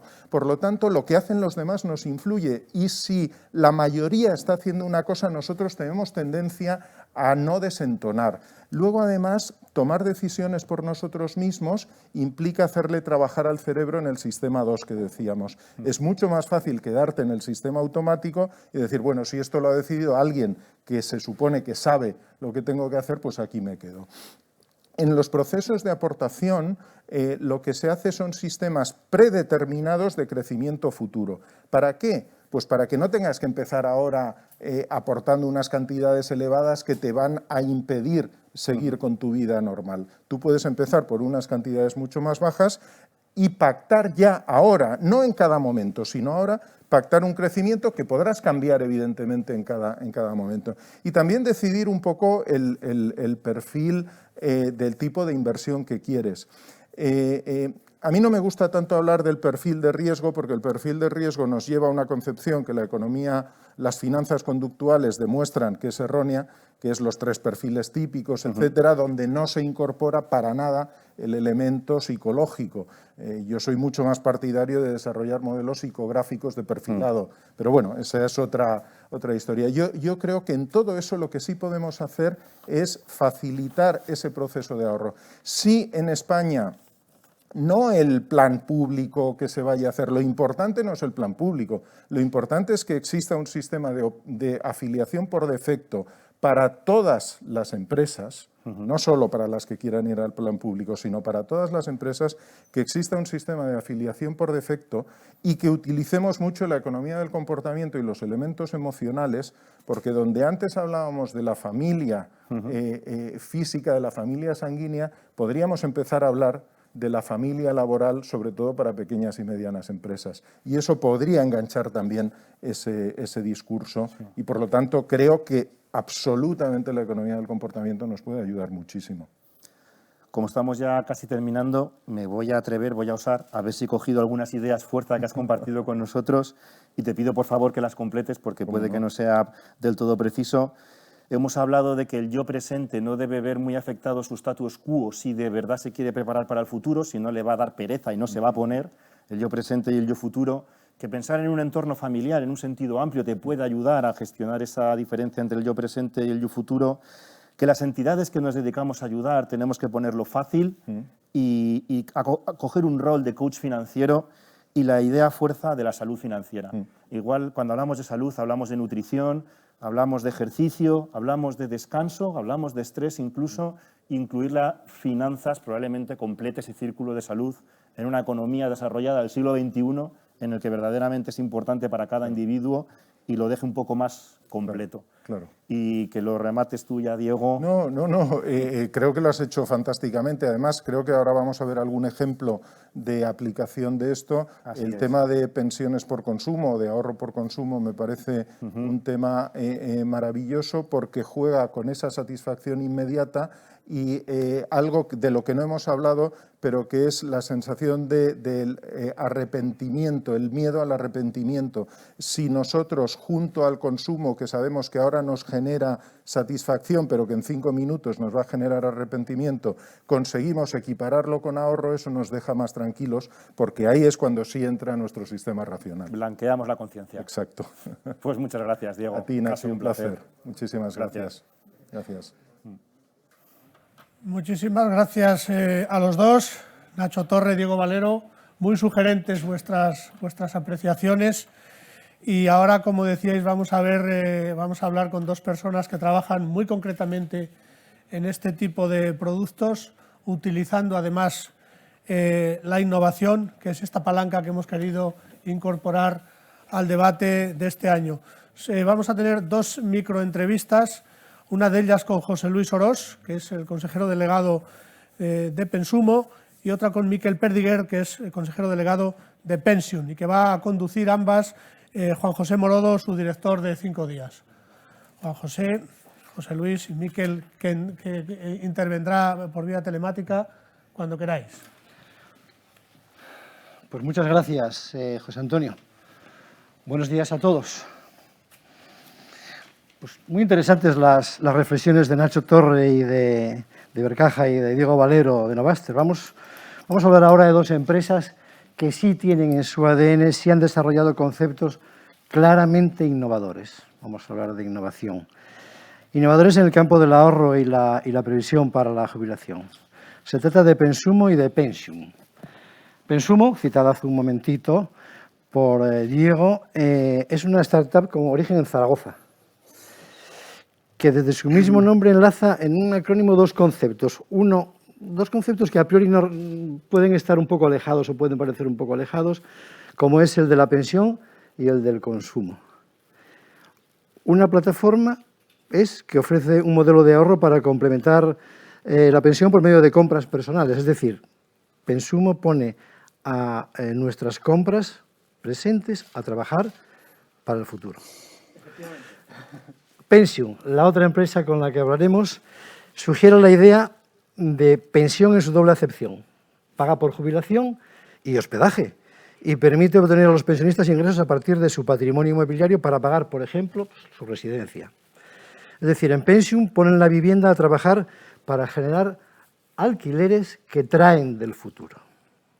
Bueno, pues para hablar de estas empresas y de su interesante capacidad de innovación están con nosotros sus creadores y responsables. José Luis Orós, aquí presente, es emprendedor social, fundador y consejero, un delegado de Pensumo. Buenos días, José Luis. Hola, buenos días. Vale. Y por línea telemática, acompañándonos desde Barcelona, tenemos a Miquel Perdiguer. Miquel, ¿nos oyes? Perfectamente, buenos días. Perfectamente te oímos también, perfectamente te vemos. Miquel es cofundador y consejero delegado de Pensium. Buen día, Miquel. Buenos días. Bueno, pues vamos allá. Una pregunta común para ambos. ¿Cómo funciona y qué aporta de innovador vuestra empresa al mundo del ahorro para la jubilación? Empezamos por ti, José Luis. Sí, pues en Pensumo, que llevamos ya 7 años trabajando con este concepto, que nace en el Templo del Consumo, precisamente en el Corte Inglés, donde yo trabajaba en marketing y comunicación,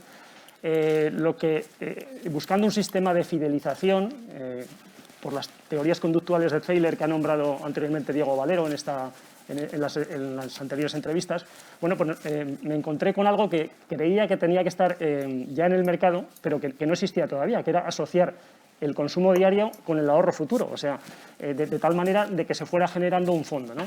Entonces, es la idea de dónde surge y a partir de ahí, pues bueno, nos ponemos en marcha para localizar algún producto de ahorro en el cual pues, pudiera acoplarse y vamos avanzando, creamos pilotos, primero con comercio de proximidad, después con comercio online. Lo que aporta al final es...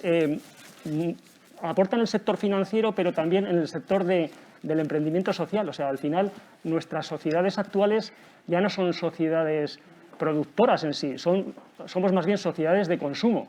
Entonces, sociedades de consumo, además digitalizadas. hay que cambiar el concepto. O sea, nuestro individuo ya en su faceta principal no es el de trabajador, sino el de consumidor.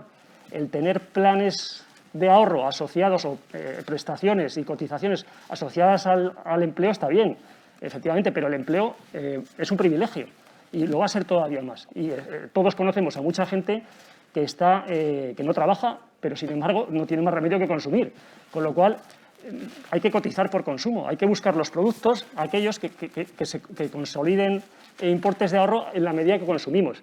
Es algo que no es que empiece ahora, que ya está en marcha en algunos países de Latinoamérica.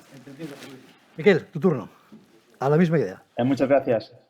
Gracias a 5 días, Ibercaja y El País. Nosotros lo que queremos es ayudar a las familias y a las personas mayores vulnerables dependientes a que puedan hacer frente a los costes de sus gastos asistenciales, ya sea en residencia o en el domicilio, porque a veces ahora también la persona mayor, habitualmente mujer, va a casa de la hija. ¿Y esto cómo lo hacemos? Pues lo hacemos ayudando a que la gente que tiene miedo, porque al final cuando tú ves que la residencia privada cuesta 2.000 euros y una viuda pues tiene 700 euros de pensión, son 1.300 euros cada mes, lo que hacemos es, como avanzabas antes, traer alquileres del futuro. Arreglamos su casa y la ponemos en alquiler. Pero claro, con el alquiler solo no es suficiente. Entonces le vamos a dar hasta el doble del alquiler. De tal manera que ahora sí, con el doble del alquiler y la pensión, ahora sí ya se pueden sentir cómodos sabiendo que van a poder hacer frente a esos pagos. Y eso lo hacemos sin hipotecas, sin avales, simplemente haciendo que la casa trabaje el tiempo necesario como para que se generen esas rentas que puedan asumir los costes asistenciales de esas personas mayores. Eso nos permite, además, hacerlo con impacto social. O sea, nuestra compañía es una Benefit Corporation, quiere decir que estamos en ese movimiento que pretendemos ser, pues tal vez no one of the best companies of the world, sino one of the best companies for the world. Con la idea, de alguna forma, de tener un impacto para que cada vez más familias sepan que no tienen por qué vender su casa, hipotecarla, ponerla en riesgo, sino que pueden ponerla a trabajar, de forma que anticipando los ingresos futuros, tú ahora ya puedes estar tranquilo y puedes tener a tu padre o a tu madre en una residencia el tiempo necesario. Una de las conocidas como Big Corps, ¿no? Exactamente, Big Corps. Interesante. Oye, ¿y a qué público, aunque ya has comentado la idea más o menos, a qué público os dirigís? ¿Qué acogida tienen? Pues, ¿qué acogida tienen vuestras propuestas? Es decir, dadnos algunos datos. Entiendo que vosotros será fundamentalmente público pues, de cierta edad y lógicamente, con propiedad inmobiliaria. Dale. Mira, en España hay casi 1 millón de personas dependientes. Y en España también vamos a tener dentro de 15 años, en el 35, es decir, aquí al lado, 1 de cada 4 vamos a ser mayores de 65 años. Con lo cual, el tema de la dependencia es imparable. Cada vez vamos a ser más personas. En España también tenemos una proporción del 90% de las personas de más de 65 años que tienen su inmueble en propiedad. Con lo cual, es ideal poder exprimir ese inmueble sin perderlo. De forma que la familia lo va a recuperar en perfecto estado de revista. Pero vamos a extraer las rentas mientras estén en esa residencia y además las que necesitemos después para compensar eso que le hemos anticipado para que pueda solventar sus problemas existenciales. Las personas medias nuestras, pues las que invierten en residencias, aproximadamente 82 años. Pero te voy a decir una cosa, no nos gusta pensar en la dependencia. Cuando pensamos en la jubilación pensamos siempre en ese complemento para vivir bien. Pero no nos gusta pensar en la dependencia. Ese yo futuro que decíamos antes no nos parece agradable. Y nos tocan a todos los que estamos viendo esto 3 años de dependencia severa o muy severa. Y ahora viene cuando yo te regalo los míos, porque no me gusta, y tú me regalas los tuyos, pero es así, sí. Los tenemos. Y para hacer frente a ello, con esos costes, necesitamos ver qué podemos hacer. En estos momentos en España tenemos el ahorro que tenemos, es en ladrillo, y tal vez ahora, viendo estas soluciones, pues tampoco se equivocaron tanto nuestros padres ahorrando en tocho, porque ahora se ahorran en alquiler y tienen una solución para atender sus problemas de dependencia. Algo que también hay que agradecerles siempre. José Luis, ¿A qué tipo de cliente os dirigís? ¿Qué receptividad tenéis en los clientes? Y danos algún dato también. Sí, ahora mismo lo que tenemos, estamos rasgando la superficie de lo que puede ser Pensumo, pero lo que tenemos son consumidores normalmente de comercio local y de comercio online, ¿no? O sea, hemos ido progresando y es un 63% tenemos de mujeres, o sea, es un producto que le gusta. Además, de 39 años de media. Conforme hemos ido avanzando en los entornos urbanos, hemos ido también adquiriendo y bajando la edad. Empezamos con 42, 43 años. En el momento que ya estamos ofreciendo a los nativos digitales que cuando consumen tienen un ahorro para el futuro, pues ahí va aumentando va bajando la edad de la media, ¿no? Y bueno, pero la idea es que esto, bueno, lo hablaré en los proyectos, ¿no? Pero que llega a mucho más, ¿no? O sea, estamos haciendo, bueno, también estamos trabajando para otras entidades financieras que les hemos elaborado productos marca blanca, ¿no? Para que hemos hecho alguna cosa muy interesante. Además, pertenecemos a la Asociación Española de Fintech Insurtech. O sea, estamos con la innovación donde se están haciendo cosas, pero nosotros nos centramos más en el aspecto social. Ahora mismo tenemos usuarios que ahorran no solamente cuando compran, ahorran cuando reciclan. Tenemos una aplicación que hemos desligado incluso. Ahorran cuando leen, por consumo cultural. Ahorran también si tienen todos los puntos del carnet de conducir, con lo cual hacemos que es una aplicación que ya es importante el consumo, ¿no? Pero si además la hacemos que sea importante en otras facetas del individuo, como puede ser la sostenibilidad, la cultura, la seguridad vial, pues ahí estamos haciendo que sea algo muy ligado al día a día, ¿no? Que el ahorro piense en la jubilación al reciclar cada día, que es una cosa que bueno... Y ahí entra ese elemento de satisfacción al que hacía referencia antes Diego, ¿no? Efectivamente. Bueno, oye, ¿y los planes? ¿Qué planes tenéis ahora mismo en marcha? ¿Cuáles son los planes, las líneas estratégicas que os estáis marcando para la época COVID? Esperemos que dure ya lo menos posible. Y sobre todo también mirando un poquito el futuro para la pandemia, José Luis. Además, creo que vosotros tenéis algo en el mundo del sandbox, sí, del que se ha hablado antes aquí, que también puede ser interesante. Efectivamente. Cuéntanos. Nosotros vemos que, bueno, todas estas, no innovaciones, voy a decir, que todas estas nuevas medidas que se van a tomar pues van a mejorar el pilar de empleo, pero, sin embargo, nosotros lo que queremos es duplicar el número de ahorradores, de planes de ahorro en España, ¿no?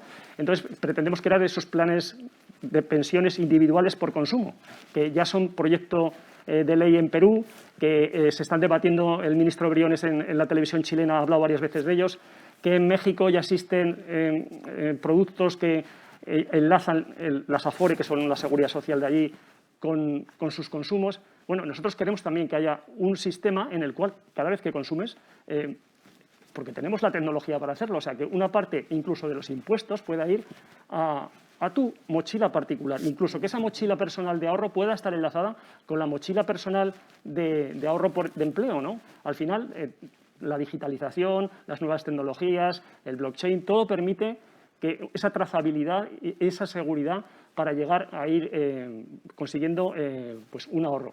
Para ello, como normativamente esto no está preparado, no se está haciendo en ningún lugar del mundo, lo que vamos a hacer es aprovechar esta gran oportunidad que nos ofrece la aprobación del Sandbox financiero la semana pasada, suponemos que saldrá publicado antes de final de año, para presentar nuestro proyecto al Sandbox y salir de allí reforzados y bendecidos por el regulador.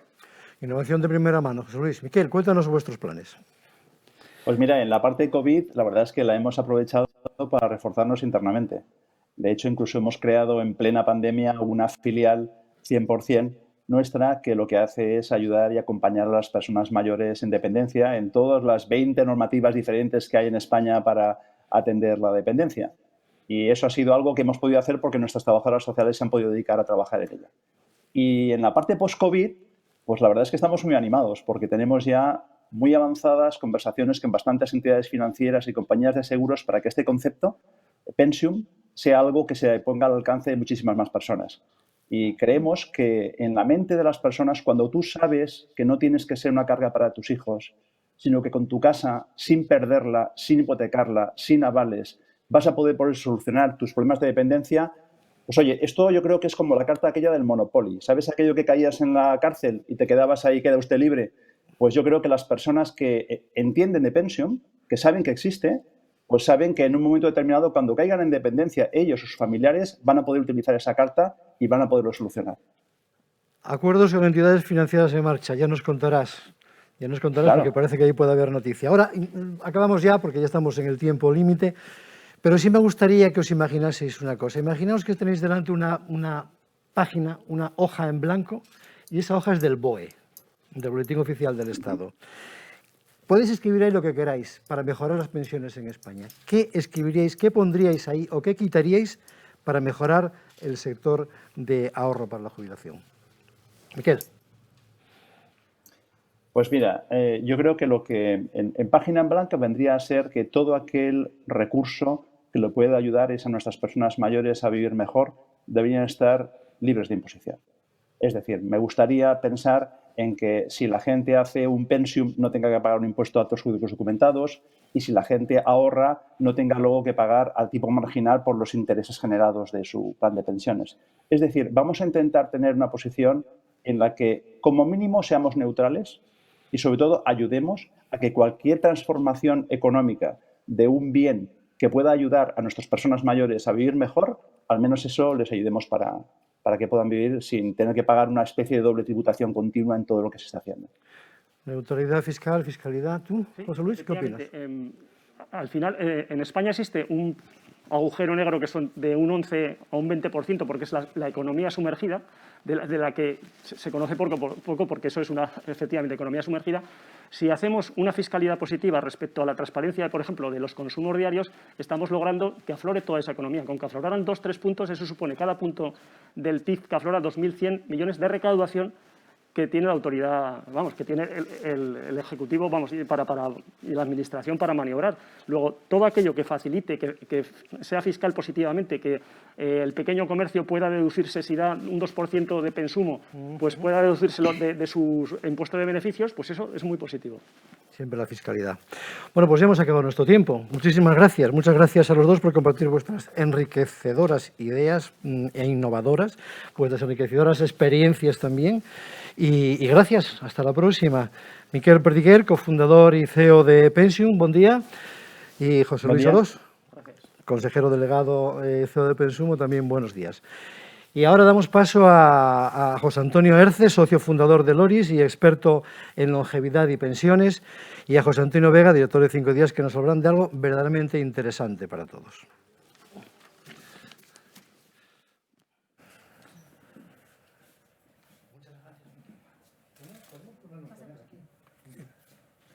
Vamos a hacer una fotografía. Sí, puedes limpiar ahora más. Luis, vete para tu izquierda.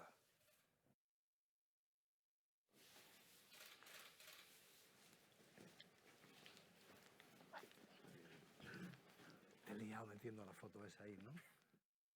Adelante.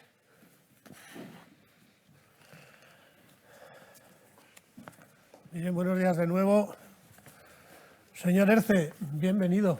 Buenos días, bien hallado, José Antonio. ¿Qué tal? Le voy a dar una buena noticia y una mala. Bueno. La buena es que todas aquellas personicas que están naciendo ahora van a vivir 100 años. Dicen que van a vivir 100 años. Muchas de ellas tendrán la opción de vivir 100 años. La mala es que usted y yo seguramente no vamos a llegar a los 100 años. No nos va a dar tiempo. Somos de otra generación. ¿Estamos preparados para vivir 100 años? Bueno, en primer lugar, efectivamente, sobre todo muchas gracias por haberme invitado a este foro, a los promotores, a Ibercaja y a 5 Días. Y encantado de verdad, José Antonio, estar una vez más contigo aquí debatiendo sobre estos problemas. Efectivamente, un 30 o un 40% de los niños que están naciendo en estos últimos años podrán vivir 100 años o más, ¿no? Esto es en términos de probabilidad espectacular. Pero nosotros a nuestra edad, y tú eres bastante más joven que yo, todavía añadimos horas de vida cada semana a nuestra esperanza de vida y meses incluso, quizá cada 5 años, a nuestra edad. Porque la carga de supervivencia está más concentrada, lógicamente, en las edades más jóvenes, ¿no?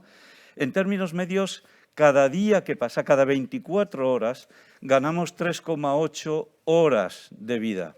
que se acumulan a edades no laborales, porque ya hemos superado todos eso de llegar a los 65 años, desde hace mucho tiempo en todos los países avanzados, especialmente en nuestro país, que tiene una demografía muy favorable.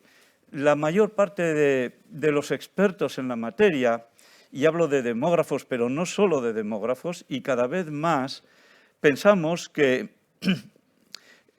la humanidad está viviendo el mejor momento demográfico de la especie.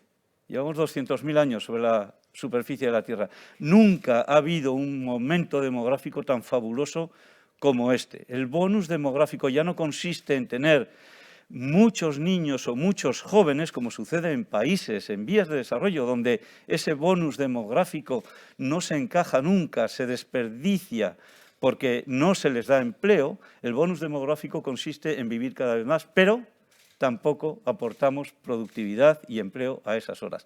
De manera que estamos en esta contradicción. El momento demográfico es fabuloso para empezar a hacer cosas importantes. Es una fantástica noticia poder vivir cada vez más años, siempre que la gente pueda llegar al retiro a los umbrales en los que están llegando ahora, seguramente algo superiores por la situación financiera de los sistemas de pensiones, porque ese envejecimiento va prolongando cada vez más la vida de las personas.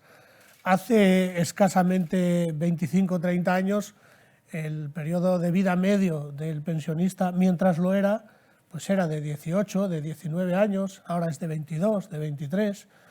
Si al final vamos a vivir 100 años, estamos hablando de casi 40 años de vida de pensionista. El actual sistema de protección social, el público y el privado, conjuntamente, los tres pilares de los que se ha hablado hoy aquí, ¿están preparados para soportar esa carga? No, definitivamente no. Es más, fíjate la trampa que te has trazado a ti mismo, José Antonio.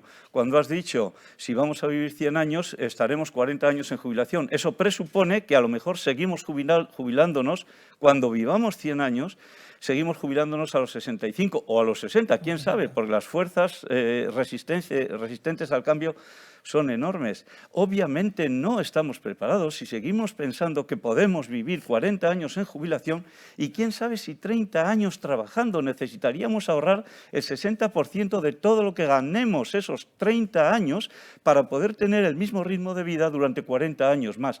No es posible, ni público, ni privado, ni medio pensionista, y nunca mejor traído el término a colación, ¿no? No es posible concebir las cosas de esta forma. Diego Valero estaría tirándose de los cabellos en estos momentos si efectivamente constatásemos, y me temo que es así, que la mayor parte de la gente piensa en estos términos. Esto es una contradicción que nos repugnaría practicarla en nuestras finanzas hogareñas o personales, pero queremos que los sistemas públicos o institucionales, privados, me da igual, el sistema de empleo, el sistema individual, que nos hagan ese regalazo de poder vivir 40 años de jubilación con el mismo tren de vida de los 30 años en los que hemos estado trabajando, sin contar con que en esas contradicciones nuestra economía va a ser cada vez menos productiva. Pero evidentemente al final la participación del sistema público y de los pilares privados de protección al retiro están claramente desequilibrados. Sí. Por los niveles de protección que asignan y por la atracción que existen del ahorro. Me gustaría que profundizaras un poco en ese tema y por qué en España la gente ahorra tan poco y ahorra tan mal, porque al final eso es un reflejo de ahorrar poco y ahorrar mal.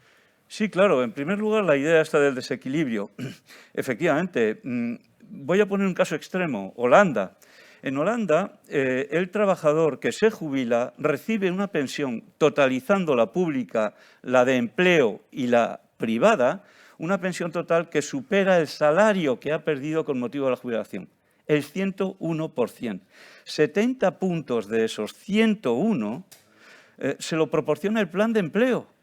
La seguridad social holandesa, a la que muchos les gustaría parecerse, da 30 puntos de ese salario, 30 puntos de salario, 70 el plan de empleo y un punto más en término medio, el plan individual. Eso es un desequilibrio tremendo, debería estar quizá más equilibrado, pero fijaos en qué extremo nos situamos. En nuestro país, la seguridad social da el 80% del último salario, mal contado, el 80%, en medio. Los planes de empleo, ¿qué pueden dar? a los pocos trabajadores que los tienen. 3, 4 puntos porcentuales de su último salario. El plan individual, ¿qué puede dar a los algo más de partícipes que los tienen? 1 punto. Francamente, el desequilibrio malo es el nuestro. Yo soy partidario desde hace lustros de un sistema mixto. Y sistemas mixtos los tenemos ahora, pero mucho más modernos que los que yo veía hace 20 años, pero mucho más modernos, los tenemos en Nueva Zelanda, en Holanda, en el Reino Unido, en Suecia, en Estados Unidos, en muchísimo. Irlanda está adoptando el sistema de cuentas nacionales y el sistema del auto-enrollment. Irlanda. En fin, muchos países lo están haciendo. Y con la situación actual de la previsión complementaria y estas nuevas ideas de las que se han hablado hoy aquí, de ese fondo, digamos, de padrinazgo público, pero de gestión privada, que sería, yo no sé si del todo obligatorio, pero que habría que adscribirse por defecto. Creo que Diego Valero ha comentado aquí que las empresas debería ser obligatorio para todas ellas. Sí. Es decir, ¿qué futuro nos espera con ese instrumento? ¿Eso realmente va a equilibrar ese desequilibrio que existe entre el grado de protección pública y el privado? Bueno, yo creo ¿Es un instrumento válido para eso? En primer lugar, hay que dar la bienvenida a este soplo de aire fresco en las instituciones. Es la primera vez en nuestro país que podemos hablar de este tipo de fondos o superfondos, que es como también hemos leído en los titulares, o de que se podrán acumular 300.000 millones de euros. Eso es el 30% del PIB que vamos a registrar este año, 2020, que claro, habrá caído un 12% respecto al anterior, ¿no? Entonces, dar la bienvenida. Segundo, el diablo está en los detalles. Los detalles no los conocemos. En las 30 palabras de una disposición adicional de una ley tributaria no cabe la descripción de un sistema tan complejo como ese. Esperaremos a ver qué dicen los desarrollos, pero no podemos esperar quietos. Hay que tratar de hablar, de dialogar, de consensuar, porque muy bien, la gestión privada, pero es la gestión de los fondos. Ojo, ¿quién los promueve? En el marco convenial. Es también otra de las ideas que se ha escuchado por ahí, que se leen los titulares. Claro, el marco convenial significa diálogo social entre la empresa y los trabajadores. Pero ¿quién los promueve es el sector público o es también el sector privado? Porque ahora mismo los planes de empleo los promueven las empresas y los planes individuales los promueven las entidades como Ibercaja. Entonces, una cosa es la gestión y otra cosa es la promoción. La promoción es lo importante. ¿Quién va a tener la capacidad de iniciativa de lanzar un fondo para autónomos? Obviamente, hay 3 millones de autónomos que van a ser doblemente perjudicados por la rebaja de la deducción a los 2.000 euros. Porque hay el 40 y tantos % de los autónomos tienen planes individuales, que es el único vehículo complementario que se pueden permitir y van a recibir un buen rejón. Pero es que además la Seguridad Social a ellos, que lo han elegido los propios autónomos, les va a reemplazar su salario, sus ingresos netos equivalentes a un salario, se los va a reemplazar en un 30%, porque cotizan por la base mínima. Los autónomos son los más perjudicados de esa medida. Pero es que están también las pymes, las microempresas. ¿Cómo se van a encuadrar estas? Pero la adscripción, por supuesto, debería ser por defecto. Sí, has hablado del tratamiento fiscal. ¿No te parece un poco desequilibrado esas dos cosas hechas en paralelo, ¿no? Reducir hasta los 2.000 euros la aportación máxima en los planes individuales y elevar hasta 10.000 la de los colectivos, cuando, como creo recordar que ha sido Pilar González de Frutos, ha comentado aquí hace un rato, que las empresas no aportan más de 3.500 euros por cada trabajador, las que tienen claro. Planes. Y luego una segunda cuestión al hilo de esa. Este fondo público al que habría que adscribirse tanto las empresas como los trabajadores por defecto, al final, si hay una aportación de hasta 10.000 euros, que evidentemente es un tope, que seguramente la inmensa mayoría no utilizarán, si eso va a ser una carga adicional o crees que debería existir en paralelo una reducción de la aportación a la Seguridad Social, que por otra parte está financieramente canina y que necesitaría esos recursos en todo caso. Bueno, en primer lugar, el desequilibrio. Es que son cosas diferentes. Una cosa es el pilar 2 y otra cosa es el pilar 3. Hay muchos trabajadores que tienen tanto un plan individual como un plan de empresa. Hay muchos trabajadores que no tienen, pero muchísimos trabajadores que no tienen plan de empresa y que pues tienen plan individual. Hay personas inactivas en el sentido laboral que tienen planes de empresa, planes individuales. Es decir, hay 7 millones de cuentas de partícipes en el sistema individual y 3 millones de cuentas de trabajadores, de cuentas de partícipe que equivalen a trabajadores, por ahí la ratio es de 1 a 1 aproximadamente, del sistema de empleo. Yo creo que son cosas diferentes, que no se puede decir que hay un trasvase de tratamiento fiscal favorable que se le quita a los planes individuales para que se pueda reforzar el de los planes de empleo. No, esa no es la metodología ni es la lógica. Cada producto previsional debe de tener la misma fiscalidad, buena o mala, yo no entro en eso, debe de tener la misma fiscalidad. Y la fiscalidad de todo producto previsional no puede ser ni mejor, fíjense lo que digo, ni mejor, pero tampoco peor que la fiscalidad de las cotizaciones y las pensiones de la Seguridad Social. ¿Saben cuál es la fiscalidad de las cotizaciones de la Seguridad Social? Están todas íntegramente exentas, por supuesto, del impuesto de sociedades, porque son gasto laboral, pero es que también del impuesto de la renta de las personas físicas, de los beneficiarios de eso, íntegramente. Que haya una cotización máxima, perfecto, hasta eso es deducible.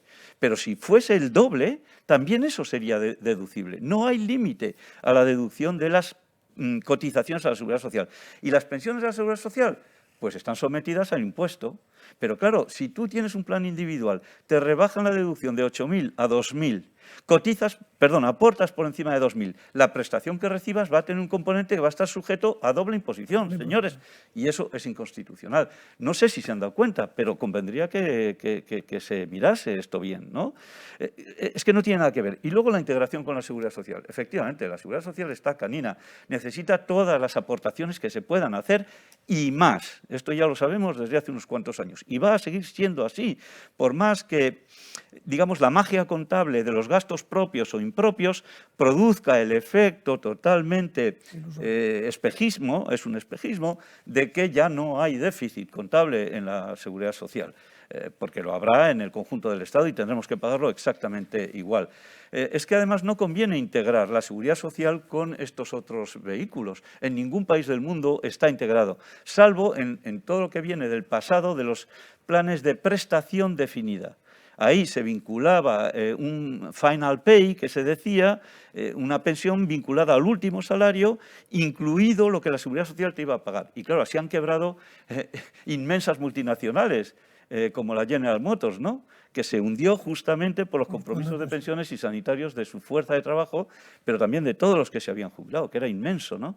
No hay que integrarlo. Yo creo que deben de marchar en paralelo, totalizándose a efectos de la previsión social total de los trabajadores, definiendo un buen sistema, he aludido antes al holandés, pero no hagamos pasarelas raras que nos van a hundir a todos los sistemas a la vez. Señor Erce, usted ha hecho alusión en un momento de la conversación precisamente a esos ejemplos innovadores en la prestación complementaria en unos cuantos países.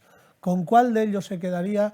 Y en 40 segundos, un minuto, explíquenos cómo funciona, no tanto el que más le gustaría, sino el que sería más fácil de aplicar en España y que generase, que tuviese mayor efectividad en términos de ahorro. Pues yo creo que se han mencionado ya algunas claves muy importantes, ¿no? En realidad no hay ningún país en particular que sea mi favorito, pero hay unos cuantos que tienen desarrollos que debidamente combinados y adaptados a nuestra idiosincrasia podían ser muy interesantes. Sin hablar de innovaciones mucho más allá de la pensión convencional basada en el salario. Como ya se ha hablado aquí, pensium, pensumo, todo lo que tenga que ver con la licuación del patrimonio inmobiliario con fórmulas inteligentes y controladas por la tecnología, ¿de acuerdo? Pero sin hablar de eso, voy a decir 3 claves muy importantes. Pensiones que sean sencillas de entender, que los trabajadores entiendan bien el sistema en el que participan, que sean low cost, que con pequeñas aportaciones debidamente invertidas puedan generar complementos interesantes y que sean cuasi obligatorias. Low cost es lo que se ha hecho en Nueva Zelanda. Y en Australia, ¿no? En estos países se han empezado con sistemas conductuales, con sistemas cuasi obligatorios, que con el tiempo se han desarrollado de manera apabullante. Ahora mismo en estos países el pilar 2 es el más importante, mucho más que la seguridad social, ¿vale? Luego están los sistemas como las cuentas nacionales suecas, ¿no? Que te convierten la seguridad social, sin dejar de ser un sistema de reparto, en un sistema con cuentas individuales, personales, donde tú ves todo lo que cotizas, no las bases y los tipos por los que cotizas, sino todo lo que cotizas, y se te calcula la pensión como una renta vitalicia pública, de reparto, pero al menos tu cuenta está equilibrada. Y si la cuenta de cada partícipe o trabajador está equilibrada, la cuenta del sistema está también equilibrada y no hay problemas de solvencia. Puede haber problemas de financiación, pero no de solvencia, ¿no? Y luego tengo un ejemplo paradigmático que también se practica en estos otros países, que es el matching contributions, y que es muy típico de las cuentas 401 americanas, ¿de acuerdo? El trabajador aporta 5 o 6% de su salario y el empleador aporta otro tanto. Y luego ya hay márgenes y demás. De manera que simplicidad en los conceptos, que no sean cosas obstrusas, low cost, para empezar al menos, hasta que se afiance el hábito y la adherencia al ahorro, ¿no? Cuentas individuales nocionales en la seguridad social y el matching contributions. Esto está todo inventado y es muy fácil paquetizarlo. Pues muchísimas gracias, señor Erce. Yo creo que está todo dicho. Han salido aquí muchas cosas a lo largo de la mañana. Solo que se pusieran en marcha una cuarta parte, bien encaminadas, tendríamos el problema de cómo resistir financieramente ese retiro que viene por delante a muchas generaciones de españoles cada vez más longevas, como decíamos al principio, estaría solucionado. Bueno, tenemos el soplo de aire fresco del Fondo Público de Pensiones. A ver qué pasa. Muchas gracias a vosotros. Gracias a vosotros. Gracias. Muy bien, pues estamos terminando. Ahora ya solo darle paso al presidente de Ibercaja, a José Luis Aguirre, que por vía telemática desde Zaragoza va a despedir la jornada. Buenos días a todos. Un año más, y este año en circunstancias complejas, difíciles debido a la pandemia, pues hemos organizado y hemos podido organizar estas jornadas sobre planes de pensiones que ya vienen siendo un clásico de la colaboración de Ibercaja con el diario 5 Días. Mi agradecimiento especial a todos los organizadores de este proyecto. Este año, como decía, ha sido complicado. Y mi agradecimiento muy especial a todos los ponentes que con sus conocimientos y con su experiencia pues nos han ilustrado a todos en este tema de las pensiones, que es un tema que como país significa un reto relevante.